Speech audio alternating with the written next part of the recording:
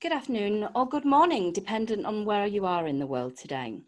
Welcome to today's joint masterclass with INSEAD. I'm Karen Doyle and I'm Director of CETAM Europe.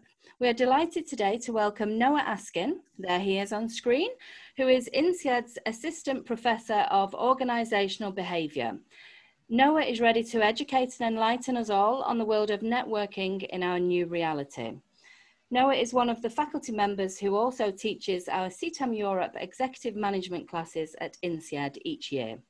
Alongside Noah, we have Louise Cottrell there, CETAM Europe's co-chair, and Louise's everyday role is SVP Affiliate Partnerships at AMC Networks International. We will give you a very short introduction on our Executive Management Programme, which is happening at INSEAD in June 2020 on the 6th to the 11th. Today's masterclass is scheduled for an hour and will include a Q&A session at the end. If you have any questions, please submit them using your Q&A button. And if you have any further questions after the webinar, you can always email info@cetameurope.com. So we'll kick off now by starting with a quick 1-minute video of our programme, and then Louise and Noah will take it away. Thank you. CETAM Europe Executive Management Programme at INSEAD. An intensive, comprehensive learning and development experience developed for the connectivity and entertainment industry. A programme to help industry leaders stay one step ahead of the changes in our industry. At the inception of the 5-day programme, we chose to partner with INSEAD, the business school for the world, whose global MBA programme has been ranked as the #1 programme in the world for 2 consecutive years. Senior executives at the top of the organisations have the time to reflect and think about the seeds and trends of change during the 5-day programme. The programme has helped over 150 senior industry leaders become better leaders throughout the past years. The classes are generally around 20 to 30 participants, and therefore chances for discussions throughout the week are extensive. In addition, there are some fabulous organised networking and social events. New contacts are made and nourished throughout the week and beyond. We hope to welcome you or your organisation's leaders onto our next programme.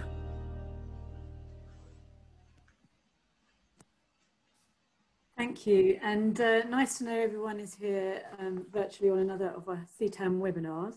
So really just a very quick intro from me. I think last time I spoke on one of the webinars and introduced them, we were at the beginning of lockdown, so they were very bizarre times, strange times, but of course now they've become regular times. We're getting used to the new situation, we are adapting to new times, and some companies I think are progressing faster than others. Everyone realises that we have to do more. Things I think are clear are not going to go back to exactly how they were before, and I think everyone is well aware of that. Whilst the novelty may have worn off, companies and individuals are having to learn new habits to work as effectively and efficiently as possible in this new world. And all of that outside what were perhaps more formal structures before. You know, we're having to work from home and work out what our new structures are. So a lot happening, and I am in sales. My job is very much partnerships and relationships. I'm working across global territories, which means some have perhaps more internet rigor than others. Cultures make things difficult. There's a lot happening, and I think networking has become more important than ever. Social relationships are more important than ever, but they've become harder than ever. Yet we really need to maintain existing relationships. We also need to build new ones. We need to perhaps nurture those that are more distant, maybe that have been traditionally more difficult. But we also need to build our own teams and help them build their own networks that may be still fledgling networks and things. So we also need to build that in. So I think the point is relationships are important as ever, if not even more than before, and we're in this virtual world. So Noah Askin, Assistant Professor of Organisational Behaviour at INSEAD, with whom we've had long partnership, is going to tell us a little bit more about networking in our new reality. So I hand over to Noah. Thank you very much. Great. Thank you so much, Louise. Thank you, Karen, CTAM, for having me. Thank you to those of you who've showed up here on the webinar today. I imagine some of you are getting a little webinared out. There seems to be a glut in the marketplace of webinars these days. So thank you for coming today. A topic that I think is always relevant and interesting, and I think has become, as Louise said, even more so given the nature of our world and confinement or restrictions on who and where and when we can socialize. And so that was really kind of the motivation to put this together.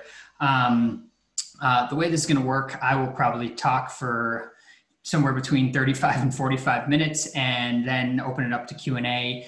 Louise and Karen will be watching the Q&A in Zoom, so please feel free to type in questions there. And that'll give us hopefully 10, 15 minutes at the end to answer questions. I'm happy to stick around a little bit longer should you have questions. But what I always like to do at the beginning of these webinars, because it's very difficult, right? When you're in a classroom situation, it's very easy to bring everybody in together and just sort of feel like you know who's there and where they're coming from and sort of develop a rapport. And that's not quite so easy to do. And it's actually a fundamental aspect of networking, although that's not necessarily the main reason that I do it. But what I'd like to do is to do a quick check-in to begin.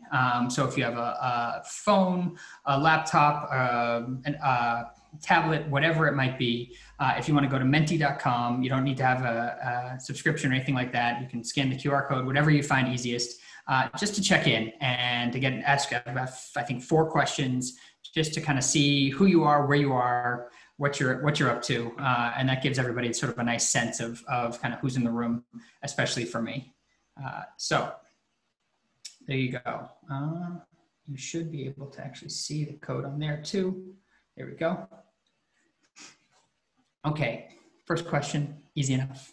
Where are you coming to us from today? Home, thank you for whoever chimed in that you're writing from home. I suppose that's a legitimate answer to the question. Nashville, from Nashville to Singapore, that's a pretty good spread there.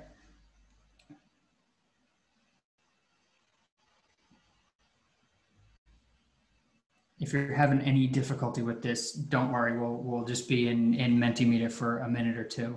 But please hop over there, again, from a phone, a tablet, a laptop, whatever, so you can respond to these.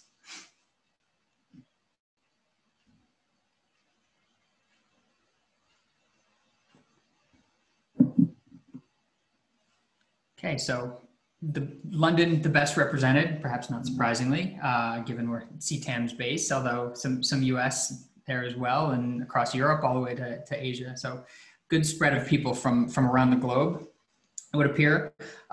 Getting a little bit more, to know a little bit more about you. What industry do you work in? And you can be as general or specific as you like.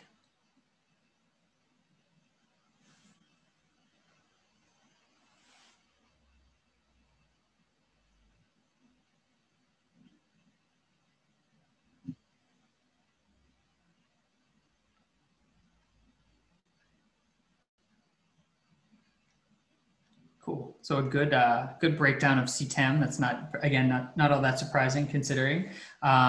Interested to see where everybody's coming from. Heavy in media and entertainment for sure. Cool. Nice mix there.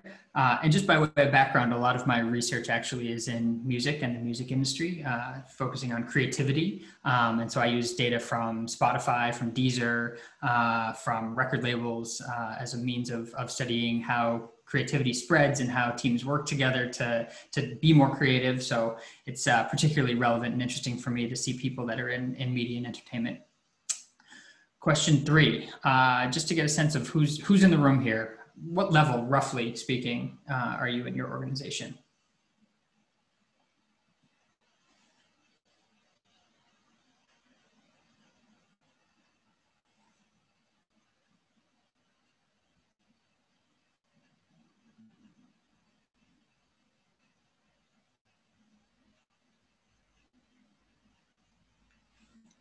Okay, so a nice mix. It's interesting. I put this slide in initially thinking, oh, people that are sort of in the middle of their career, networking is most relevant for them. But then I started thinking, well, actually, the most senior people, that's really where it is the most valuable. But the most junior, you also have to be good at networking. So then I decided that actually, this is just for me to get a sense of where everyone is, because it kind of is important regardless of where you are in your career. Okay, great. And then last question, and then we're going to hop into content. But this is good to see the mix of people that are here with us and things like that. How would you describe your approach to networking since the start of the COVID crisis, right? We're about 6+ months in now. And research on networks and networking and families suggests that in times of crisis, we actually tend to close in. Our worlds become smaller. We fall back on those that are most core and most central. But it also, this situation presents an opportunity to really say, okay, the playing field has been somewhat leveled. Everyone's in front of their computer now. And so maybe there's opportunities to actually engage in growing my network a little bit more. Which runs counter to a lot of what you might expect, but it is something that could be really, really valuable as you think about your career moving forward. This presents an opportunity during this time period. Cool. So across the board, tend to be slight advantage for focused on smaller networks, but more or less spread across about the same. Some engaging more, some less, but good. So that's helpful. It gives me a sense of who I'm talking to, where I'm talking to, what industries, and now you have a sense of who else is in here with you. So with that in mind, let's jump in. And the purpose of this is to give you some very tangible things that you can do, some practical takeaways that you can have in mind as you're trying to grow your network moving forward, whether it's starting tomorrow, over the next 6 months, over the next 6 years. And that was how I approached developing this and pulling in from different resources to get you to be thoughtful about developing your network. So what I hope you leave with today, basically four main ideas. First and foremost, that networking is like any other activity that you engage in, that it is good for you, but you may not like it first. Habit formation and having goals is essential. And I'm going to draw some analogies when we get to that section. 2, you absolutely have to do your homework. I don't care if you're the most senior member of your 5,000, 50,000 person organization, or you are just starting. You need to know who you're talking to, what matters to them, what they care about, regardless of who you're reaching out to, even if it's somebody that you've met previously. Number 3 is a suggestion that I'm going to make to you, something that I've put into practice and that I've actually now started to see other people putting into practice, because I've talked to a number of people about it, and I found it to be quite effective. And it's about hosting your own office hours, even if you're not an academic. And then finally, around building your own personal board of directors. And I can't take credit for coming up with the idea. That actually comes from a guy named Gibson Biddle, who's the former VP of product at Netflix, who has taught on some programs with me. I direct a product executive program at INSEAD, and so I got to know him through that. And I'm borrowing and embellishing on his idea a little bit, so I want to give him credit, but I think it's a wonderful idea. So that's what I hope you walk away with today. But let's begin. And it's probably self-evident, and this group of people, assuming you signed up for this, don't need to understand why, but it's worth just taking a moment to say, okay, what's the value of networking? Like, why should I do this? And you can think about it from a number of perspectives. The one I want you to take is around your personal capital. And you personally have multiple forms of capital, but there's 2 that are the biggest and that I want to focus on. Your human capital, that's your knowledge, your skill set, and the like, and then your social capital. Those are connections and disconnections among the people that you know. And over the course of your career, no matter where you are right now, one of these is going to matter more than the other. And given that networking is the theme of this, you probably imagine and probably guessed that I was going to say that it's social capital. Over the course of your career, moving forward from wherever you are right now, social capital will matter more towards your success and your eventual, you're moving up the ranks, you're getting new opportunities. And the reason is not because human capital doesn't matter. I don't want you to take that away. It's just that when you get to certain levels, especially more senior levels in organizations, human capital tends to not have great variance across people, right? You all have a certain level of skill, a certain degree of knowledge, and you grow that, but it tends to not vary that greatly across people within certain levels of an organization. So then what differentiates you from somebody else, right? If your capabilities and your ability to get things done are comparable, what differentiates you? Well, who knows you? Who likes you? Who wants to work with you? How well can you get things done? How can you accomplish tasks through other people, through your team, right? All of those things are actually what gives you the additional benefit. It's how you get noticed, put on better projects, etc. And so this isn't to say that you should avoid human capital and growing your knowledge, growing your skill set. Absolutely do that. But recognize that that's table stakes. That just gets you in the door. What gets you advanced beyond that is your social capital. It's your knowledge of who do you have in your network and what can I basically accomplish with and through them. And vice versa. Other people have you in their network as part of their social capital. And importantly, social capital is not something that you yourself possess. It is possessed amongst the people in your network. Human capital you take with you everywhere you go. Your social capital, it's not as portable. Any of you that have left the company and started someplace new know that at your last job, you probably had a decent amount of social capital if you were there for long enough, but it's not as portable. It's not that you lost those connections. It's just that in that new company, in that new role, they no longer are valuable. And so while human capital sort of goes up over the course of your life and maybe plateaus, but it sort of is always moving upward, social capital is a lot more variable.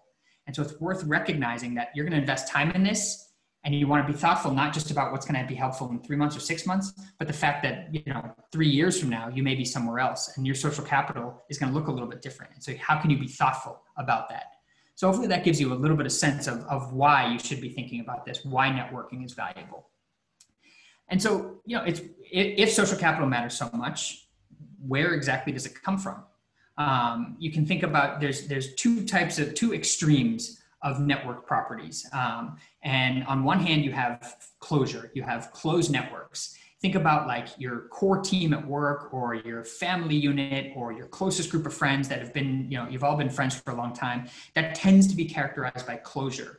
And what that means is, everybody kind of knows each other pretty well and they're all pretty friendly. And it actually is a very tight-knit group. There's not a lot of externals who can break into that particular group. And on the other hand, you've got brokerage. And what do I mean by brokerage? All I mean is bridging two or more unconnected groups of people or individuals. And so you can see just a sort of a sample map here of what brokerage looks like. And somebody that's kind of distantly connected, not part of your close core unit, that's something that we call a weak tie. They're not your closest friends. They're kind of your acquaintances. And those are going to be really important. We're going to come back to them. And I should say that these are two ends of a spectrum and they're pretty extreme, right? It's pretty rare that you'll ever encounter a group that has complete closure. If you do, you've probably encountered some sort of cult. So you should avoid that. And if you encounter somebody that's a pure broker, that's probably somebody who's like, criminal mastermind, playing people off each other or something like that. And so the point here is just that these are two extremes and they're useful for painting the picture, but chances are your networks, and you have multiple networks, are going to fall somewhere in between these two. But I want you to keep these ideas in mind. And what's interesting, or sort of most relevant for this particular talk today about these two, is they kind of represent two very, very different perspectives, at least when it comes to information. When it comes to novel information, especially, think about closure. The thing about closure is we tend to be friends. Our closest core group of friends or team tends to look a lot like us. Maybe not physically, but values, background, culture, where they grew up, socioeconomic status. If you look at your 5 to 7 closest friends, they probably look a lot like you and their worldview is probably a lot like you. And the closer you are with someone, the more likely your network and theirs overlap, which means that as information comes in, you're not getting access to anything new or different or sort of far removed from your immediate surroundings. And so the metaphor here is that closed networks are somewhat similar to drinking your own bathwater, at least when it comes to information. I realize that's graphic and maybe a little gross. I can tell you that my 3-year-old does this. It's gross, that's not him. But the point is that it's, when it comes to information, you're just kind of getting the same things over and over again from your closest group. Now, this is changing a little bit as the world becomes more global and globally connected, and our friends tend to be scattered a bit more. But you can think about even on your team at work, right? If you just kind of stick in your own core team and it's not across different silos or parts of the organization, you tend to kind of view the same world the same way, you think the same way, you have the same perspectives, and that feels nice, but it means you're not getting access to new and different perspectives and ideas. And if that's the case with closure, that makes brokerage more like freshwater, right? If you have access to these weak ties, to diverse connections across different areas of your life and different areas of the world, you're much more likely to have access to novel and different and distinct information. And that's crucial.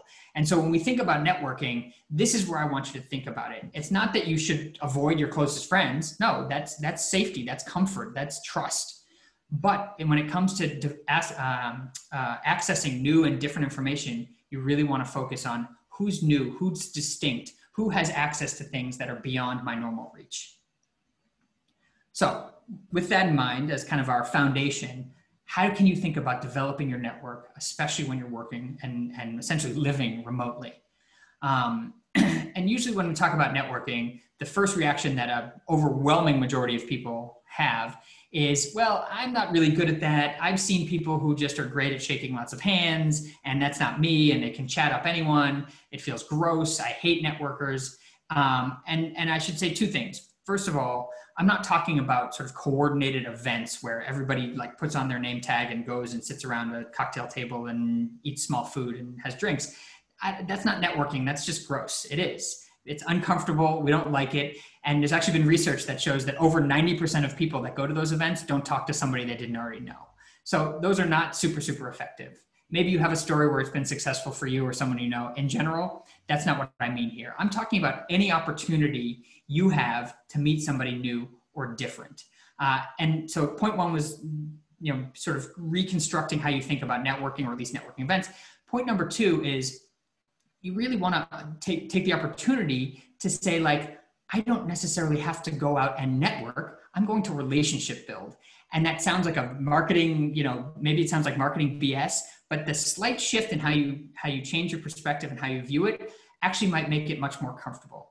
It's about relationship building. A means you're not necessarily having to go meet new people. And B, it's about actually developing human contact with someone as opposed to being instrumental, right? I'm just going to someone because I need something from them. That's why networking feels awful, is because I'm just doing this because I want or need something from them. Interestingly, I have a friend, a colleague who has done research on this.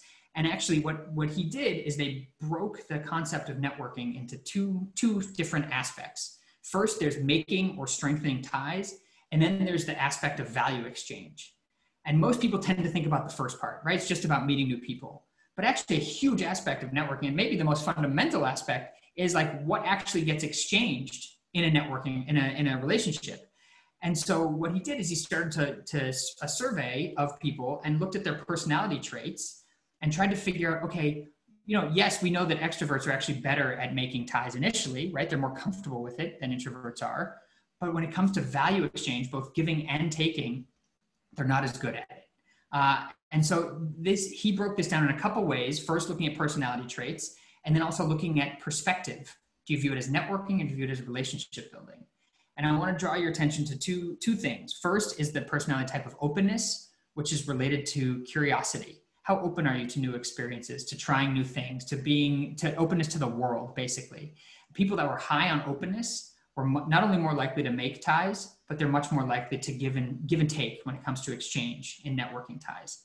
And then, like I said, reframing, the people that framed it as relationship building as opposed to networking were both more likely to make new ties and to give and take value from the relationship. And so it starts with that subtle mindset shift. That's the easy part, right? Just reconstructing it. Even if you say to yourself, I know that this is just sort of marketing, but just trying to change your perspective a little bit away from pure networking to relationship building is a first step, but it's only one step. And so it's, before giving you the specifics about how you want to go about doing this, it's worth reminding you of our biases as humans. First of all, we are biased towards people that are similar to us. Remember I said in closure, you're drawn to people that tend to look and view the world like you do. In sociology, we call that homophily. Homo meaning the same, and phily meaning liking or loving. We like those who are like us. It's just easier to get along with them. We're drawn to people who are like us. And so that's a major bias when it comes to seeking out new friends, new contacts. Number two, we are biased by proximity. We tend to talk to the people that are easiest to talk to because they're close to us. They were our neighbors. They lived across the hall. Their office was next to ours. There was research that was done that looked at basically how far away people's offices were from each other and how often they communicated. And as soon as they got away from about 10 meters or more, the probability of communicating more than once a week dropped to almost zero, right? Maybe they communicated once, that was about it. So you're much more likely to stay in your immediate circle. Now that changes when we're virtual, but when you're in the office, you're much more likely just to talk to the people that you sort of walk by on a regular basis. 3, inertia. We tend to repeat interactions and communications with the same people in the same groups over and over again. That's natural, and that's not necessarily a bad thing, but it does bias our behavior towards people that we already really know and developing those relationships further, as opposed to seeking some novelty. And it was possible to overcome these biases in an office environment, right? You run into people headed to the photocopier, the bathroom, the coffee area, lunch, whatever it was. You could actually start to interact with people that you didn't know kind of by accident. Not everybody does, not everybody did, but it was possible. In a post-COVID world, how do you overcome these biases? It's really hard because we're just drawn to the people we already know. So some thoughts, some ways to go about doing this.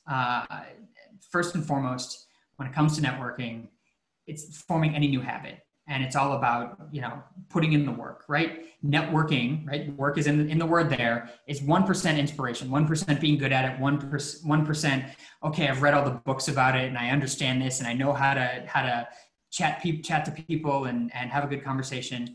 But at the end of the day, it's 99% hard work, right? And this is an analogy that I get from a colleague of mine, Ko Kuwabara, who's in Singapore, who studies attitudes towards networking. And he likens it to going to the gym, right? You don't get in shape by reading all the blogs and buying all the equipment. That helps. But at the end of the day, you don't get in shape until you actually get up and start exercising on a regular basis and developing that habit. And those first weeks, 2 weeks, 4 weeks, couple months, they're hard. They're uncomfortable, especially if you're starting from zero. But you have to develop the habit. Otherwise, it's just going to fall off. Reading more about it doesn't really do a lot for you. In fact, it often will psych you out because you're like, I'm not really capable of putting all these things into practice. So it's about giving yourself small goals, starting off doing this regularly, and being reasonable with yourself. Be kind to yourself. 1 new person per week is 50 plus people per year. That's a lot. Or even reaching out and reconnecting to 1 new person a week, or 1 person you've already known, is 50 per week. That's a lot. And so keep that in mind. So how do you form a new habit? Well, you have a plan. And these slides are going to be fairly text heavy because this is meant to be a bit of a takeaway. You can take these slides, they're going to be on my website. You can use them, put them into practice. And this is something that you're going to be able to actually follow.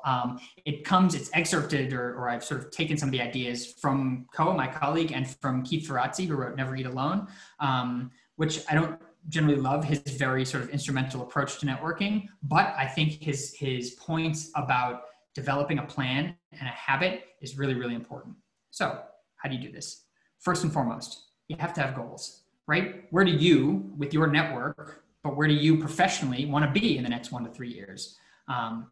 It's worth having a plan, right? If your social capital matters more to your success going forward, are you dedicating time to this? Are you being thoughtful about where you want to go with it over the coming years? So have goals. I want to be in this industry. I want to be at this level. I want to know these people. If that's the case, you got to start there and work backwards. Have a goal. Number 2, tracking behavior, right? The more that you can track it and log it, the more you can, first of all, sort of force yourself through the shame of having empty entries, but also you can go back and look and keep track of, okay, who have I talked to? When did I talk to them? Have I actually reached out to enough people today or this week or this month? I personally think using a to-do app is the best way to do it. We can set reminders until you've developed the habit such that you basically wouldn't forget to do it. And practice this regularly. Set up the app, designate it to go off, set up the alarm to go off at some point once a week, every other day, whatever it might be, and get in the habit of just reaching out, just pinging. Figure out the who goes in this to-do list, right? A maximum of 50 to 100 medium ties to weak ties that you want to cultivate over the next year or 2. Recognizing that will update because you don't want to go over 100. That becomes just too much to deal with. Frankly, I think even that's a bit high. If there's somebody unknown, if you can get warm introductions through a friend, obviously that's a much easier way to make it happen. If there's somebody you absolutely need on your list, right? Think about as many routes as possible to connect to them. Chances are you don't need anyone specifically, but if you want to have access to somebody senior in an organization, somebody senior in a field, right? There's a handful of people you can choose from, and figuring out what's the most likely route to generate a good response, a positive response, and how can I tap into that to reach them. Sort into a couple different levels, right? The B's, these are your medium ties that you want to contact maybe every 3 to 4 months, and your C's, these are weak ties. You may have met them once or twice. You may have actually just have a friend in common, but it's close enough that you can reach out to them, whatever it might be, once or twice a year, put them in those buckets, and then start pinging 1 to 2 to 3 people per week. Just a quick check-in. How you doing? Read this thing, reminded me of you, heard this song, had some reason to reach out, was thinking about X, thought, whatever it might be. You don't need a big reason, but some reason, right? Any reason at all, just to say hello. I have a colleague, he's in the United States, and he's a friend. And I would put him maybe in the B category, but he, every 3 to 4 months, invariably will send me an email. And it's really nice. I like hearing from him because I like him and I consider him a friend. He's not close though, and I know that he's pinging, and it doesn't matter because we've developed a relationship already, and that's good. And so it's always nice to hear from him. We always respond. We have a handful of emails back and forth, and then we repeat again 3 to 4 months down the line. This is how you develop a habit, by doing this over and over. Some things to keep in mind as you do this. The 80-20 rule, as with most things in life, applies here. 80% of networking is simply being in touch regularly, right? The thing we fear is having to meet somebody new when we need, just specifically when we need something from that new person. And that's really tough to do. If you are someone who's developing and cultivating relationships on a regular basis, then when you need something, you either know who to ask already and already have a relationship with them, or you have a handful of people that you can reach out to for those kind of warm introductions. Just keeping in touch, just pinging, so people remember who you are, they have a sense of what you're up to, what you're interested in, etc., is huge, right? Small goals help you get there. Don't be afraid to take long shots, especially for somebody that's particularly interesting. Keeping in mind, right, a lot of you are in marketing, cold calls tend not to work all that well, maybe 3% of the time if you're lucky. So it's a numbers game. If there's someone you really need or some level of person you really need, you got to send out 20-ish, 25 cold calls in order for the likelihood of one to come back to you and to get in touch and be willing to connect. Related to that, and I said this is one of the big takeaways, whatever you do when reaching out to somebody new, or even somebody that you just know as sort of a bit of a weak tie, do your homework, right? Give people a reason to respond to you. Give them a story about yourself, but also why them? Why are you reaching out to them? So as a professor of organizational behavior, people reach out to me, especially students or research assistants reach out and they say, you know, dear Noah Askin, form email, I'm interested in organizational behavior, and here's all the things that I'm studying, which, by the way, have nothing to do with what I study. A little bit of research on my website, on INSEAD's faculty page, would have keyed you in that that's not of interest to me. And so I respond just to, I think you've got the wrong person, because I think that's the kind thing to do, but most people don't, and most people shouldn't, frankly. So if somebody reaches out to me and says, hey, I'm interested in, you know, creativity, I'm really curious about music and the kind of data that we now have available that we haven't had for a long time, would love to chat with you about it. 100% of the time, I'm going to respond to that person. So give people a reason, do your homework. There's a huge amount of data, you know, don't stalk people, but there's enough data available on LinkedIn, on people's personal websites or their corporate websites, just to get a sense of who they are, what they're interested in. Give them a reason to respond to you. Do the work in advance. You want them to spend time on you, you need to spend some time up front on them. Related to my idea around habit formation, recognize that unlike the way that we typically conceive of it, okay, if I just psych myself up enough, if I get my mindset right, then my behavior will follow. That's actually not really the case. Behavior comes first, then your attitude changes to match your behavior, right? Repetition, doing something over and over again, is a much more powerful force and much more likely to keep you going than willpower and changing your mindset, right? You're much more likely to develop a habit because you've just forced yourself to do it on a daily basis than reading about it, than talking to friends about it, etc. Behavior first. It will be uncomfortable until it's not. right? You acclimate over time. And be kind, right? Small changes add up over time. If you set these massive extreme goals for yourself right off the bat, you're going to fall short, you're going to beat yourself up, and you're going to stop. Baby steps. That's how you develop habits. And then finally, to get connected, make connections for other people, right? We are programmed to reciprocate favors, right? Somebody does a favor for me immediately, even if they tell me, look, I'm doing this with no strings attached, I want nothing in return, please just consider this a pure altruistic favor. The second that favor is done, somewhere in me is triggered this need to reciprocate. It's how we've survived. One of the ways we've survived as a species is our ability and desire to reciprocate. And so the more that you can be somebody who gives little favors, right, the more likely you are to get those favors in return if and when you need them. Adam Grant talks about this in his book, Give and Take. If you can do a favor for someone in 5 minutes or less, do it, no questions asked. Whether or not you actually need a favor from that person later, ever, you've actually built that in and you become the kind of person who's known for those sorts of things. So be thoughtful about this and be the kind of person who does these little favors. Speaking of giving and reciprocity, go from developing the habit, building the muscle of networking, to step two, or my second big idea. And this is to get your weak ties, get people that you don't know that well or don't know at all maybe to come to you. And I think that you should do this by hosting office hours. It's straight out of academia, right? Professors, they host office hours, students come in and can ask about whatever topic. Fact of the matter is everybody's on Zoom right now, and it's very easy to connect with people that otherwise would be challenging. You don't necessarily see them very often. Phone calls can feel prohibitive, especially if you're sort of out and about all the time. And so this is what I did. This was actually at the beginning of the COVID crisis. And I had two kids, a 2.5-year-old and a 6-week-old, and getting any actual tangible work done was pretty much off the table because of that. But I felt like I needed to contribute in some way, meaningfully, without really leaving my home. And so you can donate, and I did a little bit of that, but I thought, what is it that I have to offer? I have some knowledge and some expertise, and I've got a little bit of time that I can chunk off.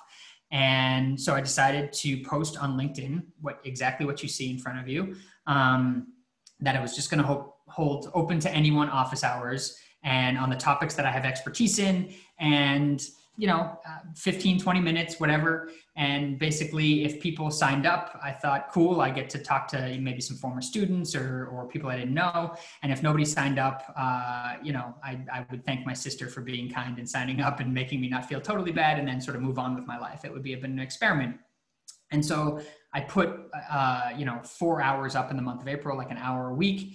And I think 20, so what was it? 16 slots, 20 slots, something like that. And it booked up in about 30 minutes. So, okay, that's interesting. And then I put May up, and I put up a few more slots. And I booked another 30 slots in another couple hours. I thought, okay, I'm onto something here. And so I've now had 50, 60, maybe 70 of these discussions. And they've been wonderful. It's been people I never met, people I'm not even connected. I posted this on LinkedIn. People in other networks found it. I think something like 5 or 8, 10,000 people saw this initial post. People that I've never met, people that I've, former students from years ago, and I've reconnected with them, people all over the globe, from South America to Asia to Australia. And it's just been people that have reached out, and just 15 minutes, many of them want to talk about networking, about their careers. And it's been nice because they've come to me, and these are weak ties. And these are not people, these are a few people that I've known previously, a little bit, but nobody that I've known well. I've specifically dissuaded close friends from signing up for this and told them I would make other time for them. But it's actually been a really, really low cost way to get weak ties to come to me, and to basically make myself open and say, look, I'm here. If you want to have questions, if you have things you want to discuss, come to me. And this is something that I've now recommended a number of times. I think several dozen people have actually, I've seen on LinkedIn, several dozen people have started to do this and have had overwhelming success. So what does this look like? It's quite simple, actually. Block 1 to 2 hours of slots for as long as you like. I think 15, 20 minutes, 30 minutes starts to get a little long, especially if it's people you don't know. People might take your time. Calendly is a great tool for this, helps you set things up, keep track of things.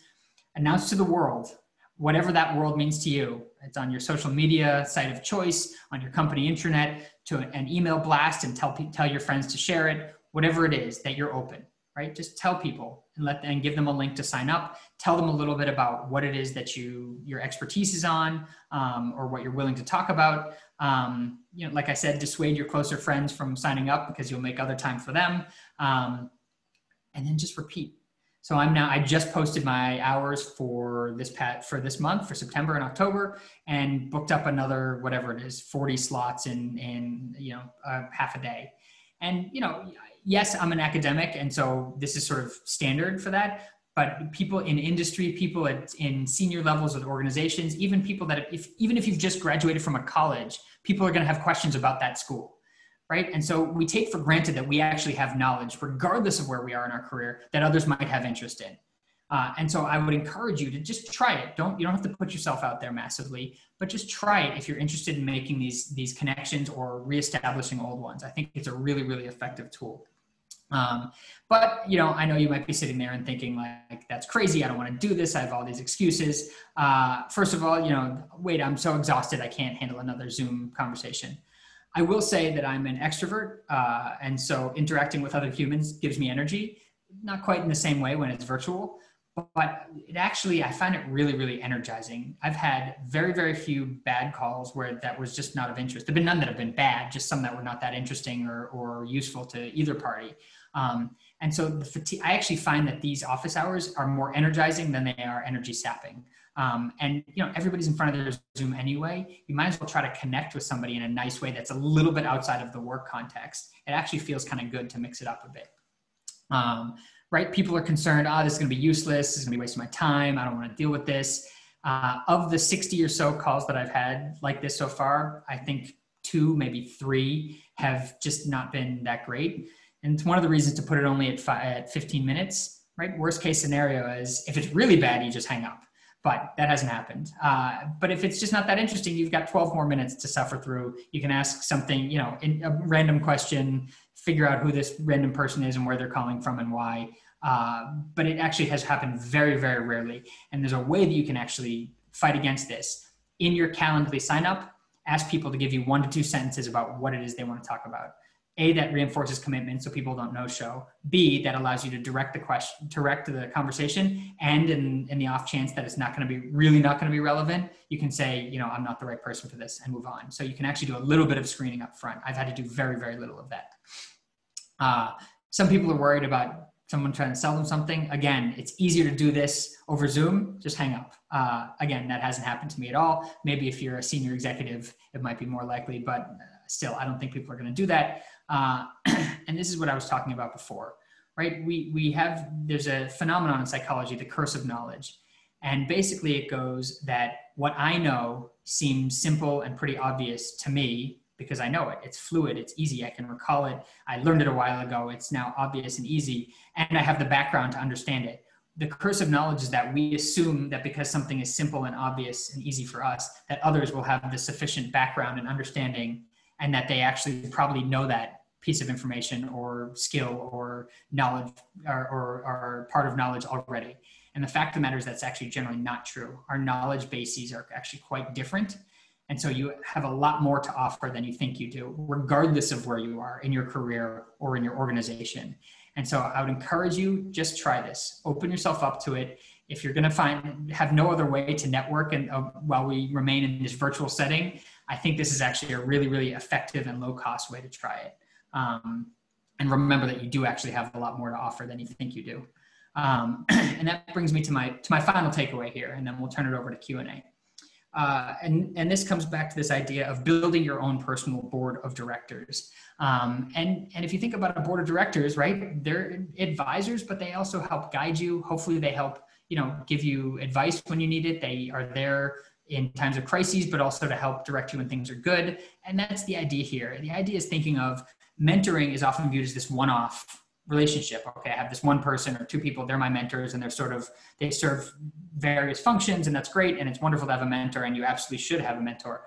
But this is to get you to start to think about, instead of an individual mentor, it's like, what are all the things that you want to accomplish? And what are the areas that you need advice on? because you can actually create a suite of 3 to 6, maybe 7 people who you can rely on at regular intervals, as this is kind of a team of mentors, basically. And you turn to them for advice, direction, guidance. They're people that will actually respond to you on short notice when you have a crisis, or when you need advice just to quickly for some sort of quick turnaround. And so be thoughtful about who you sort of bring into this. And I'll explain sort of the how-to in just a minute. It can be structured. Some people are more informal. It's whatever you're comfortable with. The point here is not that you should have like a little chart with 8 seats and fill them with names and follow it closely. It's what you're comfortable with, and what the people that you view as your mentors are comfortable with.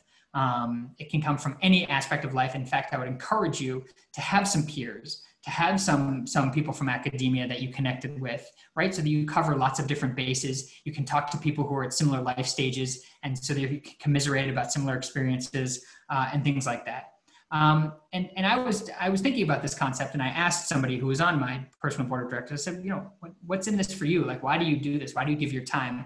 And he was kind enough to say the following. He said, I hope at some point in your career you get to mentor someone like you, just so you understand. And that's touching and it's nice, but it also it reflects the fact that people enjoy giving of their time and advice and expertise. We all like to be seen as experts, or as people who can give, well thought out advice. And so this is an opportunity to do that, and also to engage people who are going to be inclined to do that. Not everybody is, but a lot of people are. So who should this be? People whose experience and judgment you value and take seriously, right? You want people you trust. They have good skill set that you either have and want to develop more, or that you ultimately want to move towards. They've got a broad network. They are fundamentally trustworthy. They have your best interest in heart, and you're comfortable going to them and asking for help. How do you go about doing this? In the US, we have a phrase, or at least we did when I was in high school, DTR, define the relationship. You don't need to do this. You don't need to ask someone to be your mentor, right? The idea is, as you develop this relationship over time, it will become pretty obvious that that's what's developing there, and nurture it. Aim high, right? Have some people there that you really admire, really aspire towards their career and what they've achieved. As before, look for your weak ties, look to your friends of friends for introductions that you can get. Figure out how you can help them, right? Reciprocate as much as you can. Maybe not now, but maybe in the future, you'll actually be capable of returning the favor for them. And have patience with this. This is something you should develop over time. It doesn't just immediately happen the second you start thinking about it. Give yourself a year or 2 to develop the relationships, to find the people, to figure out how you want to engage, etc., in order to make this happen. In case you're curious, this is what my personal board of directors looks like. The first 2 on the top left are Peters, my closest friend from college, who's actually a senior executive in the entertainment industry in Los Angeles himself. Another professor, 2 professors at INSEAD, a couple of former bosses and still mentors in the bottom left corner, my PhD advisor, another professor from my MBA and PhD, and then actually my 9th and 10th grade English teacher in the bottom right, who remains a close mentor and friend. That's him holding my son. That's a couple of years ago, because that's the most recent photo I have of him. But you can see it comes from all walks of life. I could probably use a little bit more diversity there, but I'm doing okay. And it's, different aspects of myself and my life that I have access to, and access to their expertise and their experience. And that's really what you want to go for there. So a couple final things, right? How do you engage? First of all, you have to invest the time. You want to inform, especially when things are going well. No one likes to hear from people when things are bad or when they need help, right? Regular updates. Every 2, 3, 4 months, again, here's what I'm up to, here's what's going well, here's how career is progressing, how are you doing, etc. Simple. Encourage and welcome and be willing to accept direct, honest feedback. Be sure that you listen to what they're saying. After a while, if someone's dispensing advice to you and you aren't following it, it gets frustrating and people want to stop doing that. So make sure you're listening, you're absorbing, you're taking it to heart. Make sure that you're adapting your board. What my board looks like now is not what it looked like 10 years ago. It's not what it looked like 10 years from now. So whatever your needs are, wherever you want to develop, that's where you need to develop the board, and seek the right diversity, right? Again, have access across different areas of your life, different areas of the world, etc. Getting the same ideas over and over again is not something you want to do, right? It's that closed network idea. few closing points. All of this comes from a place of recognizing that people don't typically feel very comfortable doing this. And if you go about this with authenticity and curiosity, that's much more likely to help.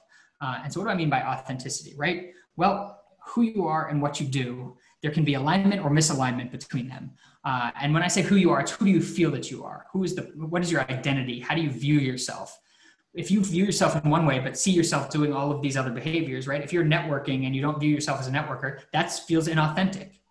But if you view yourself as somebody who values relationships and wants to help others, and that's the type of behavior you start demonstrating, you're going to feel much more authentic. And so when those things overlap with each other more, you're much more likely to feel comfortable, you're going to feel authentic, you won't feel strained and like, sort of like a stranger to yourself, and it won't feel like something that you don't want to do any longer. Authenticity is the feeling of alignment between who you are and your behaviors. Curiosity is approaching the world as if you always have something to learn.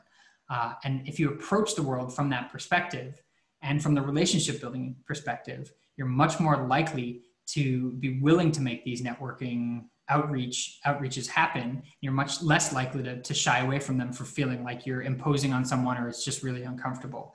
If you're authentically curious, networking won't feel as gross. And if you consider it to be learning or even giving to others, you actually might even feel good about it. And so that's what I hope for all of you. I will open up to Q&A in just a second here. If you have more interest in this, these will be posted on my website, which is just noahaskin.com, these slides that is. There's more resources there. If you're interested in reading more about these concepts in general, I can recommend these books that you see before you, and also a podcast called The Reliance Project. It's by a woman named Erica Young, who works in VC in London, and she has been sort of learning about networks as a layperson, right, not an academic, and figuring out how they work effectively in her life, and then reaching out to academics to interview them, reaching out to practitioners who utilize networks effectively. And she's actually built a really, really nice podcast around discussing these kinds of topics. With that, I will say thank you very much. I will turn it over with about 10 minutes to Louise for Q&A, and I will stop sharing my screen so you can actually see us. Louise. Yes, I have a couple that have come in, but from my side of things, obviously CTAM, we are a networking group. We have close to 3,000 professionals in our group across the UK and also in the US, so bringing people together. I love everything you said, but what about those people that perhaps are harder to find or don't even want to be found? I mean, there's certain disciplines that lend themselves to networking. There are others, don't mean to pick on anyone here, but such as finance maybe, or something like that you want to find, but they're quite difficult sometimes. How would you manage things like that? So, yeah, I think it's worth recognizing that people come to this with very different perspectives and different tendencies. And so, I think try, right? We sort of psych ourselves out and think like, oh, if someone doesn't want to connect with me, it's something about me and I'm a less than a worthwhile person or something. It actually isn't about that. It's about them. And some people just aren't open to it. And that's it's easy for me to say, like everyone else, like it's an ego investment to try to approach someone, meet somebody new, and you don't want to feel rejected by that. Even if it's somebody that you don't find that impressive, you just think it's worthwhile connecting with them. But it's worth taking a shot. And I think you'd be surprised that people are more interested in connecting than we often give them credit. And B, chances are within every, stereotypical personality type, you're going to find the people who actually stand out, and the people, since you used finance, I'll stick with that. People in finance who are more open and more willing to do that. And chances are everyone knows who that person or those people are because they're the ones who are willing. And you can hopefully find your way to them relatively quickly. And one other, what do you think, in your opinion, is easier? Is it easier networking now in our virtual world, or is it harder, or is it just different? What do you think? I think probably just different. I mean, I've found that the office hours thing has actually been kind of totally, I did this on a total fluke really. And it's actually become a very powerful tool. And I've had a number of people, former students, friends, whatever, who've done it and actually had said that they've had similar results. And so I've actually found that's easier because you're more likely to be able to access kind of this random weak connection, weak tie pool that way without having to do a lot of outreach. Yeah, I think it's just different, right? It comes with different headaches and different pains and different things that are easier. And it's also just taking some getting used to, right? The connection that you can have with somebody virtually is just not quite the same. I've heard people say, well, you're just focused on them and there's nothing else. I don't buy it. I think, there's a lot of nonverbal communication that goes on in any meeting. And that's just a lot harder to pick up on, to read, to respond to. We tend to mirror people who we are sort of drawn to, and it's very hard to do that virtually. And so I think we lose some aspects of it. So it's an adaptation period for sure. And I think one of the things that comes up in the chat is very much that obviously when you're networking now, you're very often actually almost in somebody's front room. You're not in an office environment, depending on their home status, you may be in a front room or a kitchen. So it's got a bit more informality potentially to it. I mean, how manage that? So a lot, people project what they want to project, right? And so some people put the backgrounds in because they don't want you to see whatever's going on behind them, and that's understandable. And other people let you into office space or to hotel rooms or bedrooms or other random places. And so there's a certain degree of intimacy almost that comes with people that you may never have met or only know purely professionally, right? I was telling you beforehand, my 3-year-old son likes to roll in usually when I'm on a call in nothing but his underwear. And now someone knows that about me in my life, and that's fine. I think people are actually a lot more forgiving, even in professional contexts, which is, there's some hope for humanity maybe in that.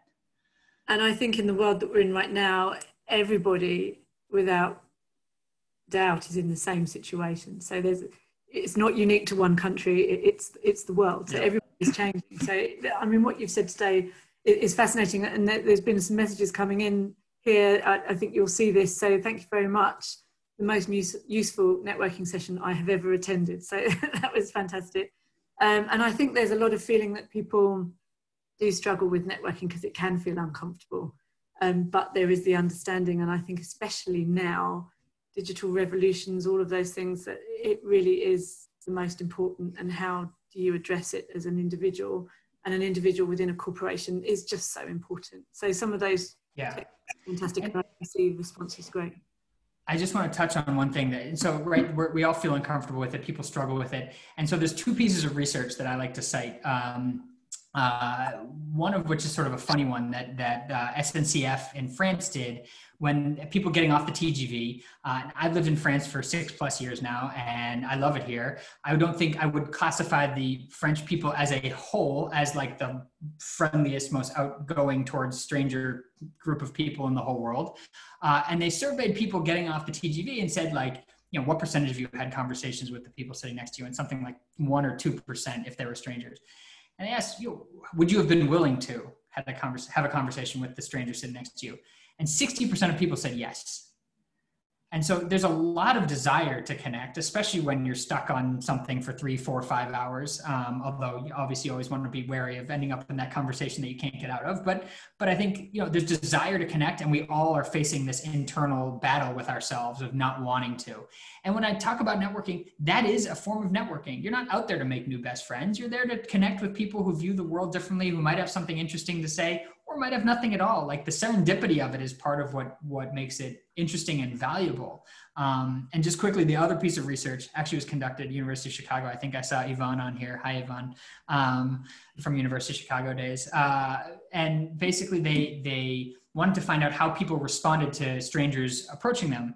And so this professor sent some PhD students onto the L, which is the public transport system at Chicago, and just asked them to start having conversations with people. And they surveyed them first, said, how happy are you on a scale of 1 to 10 at the beginning of your commute? And most people said something like 6. And how happy would you be if, you know, a stranger started talking to you? It's like 2, just leave me alone. So these PhD students got on and just struck up conversations for the 20, 30 minutes of the commute, and then handed them an envelope afterwards. And it was a survey. You know, you've now just had a conversation with a stranger. You know, how, on a scale of 1 to 10, how do you feel about your day? How happy are you? And it was like 8. And so we like connecting with others. It's just we face these internal battles. And look, some people have their noise canceling headphones on and they're facing a book or their phone, and like that's not your target audience. But people want to connect. We're programmed to, and so that's part of the underlying motivation and theory here. And I think we're on the hour, but I have one more question that I can see. I've got my other devices all around me. What is the status now? We can't handshake, we can't kiss hello. So virtual is one thing, social distancing and being in person is another. Is there a new networking sign of greeting and acceptance and openness that isn't a handshake and that isn't holding on to someone somehow? Yeah, that's a good question that I have not pondered. I'm sure it's very culturally dependent. I don't know. People have done sort of like the elbow thing, or the awkward like 2-step where you dance forward and back for a second. Oh, wow. It's nothing good. No, I mean, like that's how you look. That's not intentional. I think that's sort of how you get caught. Trying to fight your urges to do what you used to do. So yeah, I don't know. Generally just don't touch other people at this point. I think everyone's you're safer that way, both from how the other person might feel and from a health perspective. I guess for the group, social distancing in mind, maybe we can come up with a new distant version of the handshake. I think any ideas that you have will be most welcome. Please send them in. Thank you so much, Noah. That was really interesting. And I know it's been really well received from messages I've just had on my phone. So really fantastic. Thank you very much. And yeah, great. We'll do it again sometime. Thanks, everyone. Thank Good luck. you. And thank you for having me. Bye.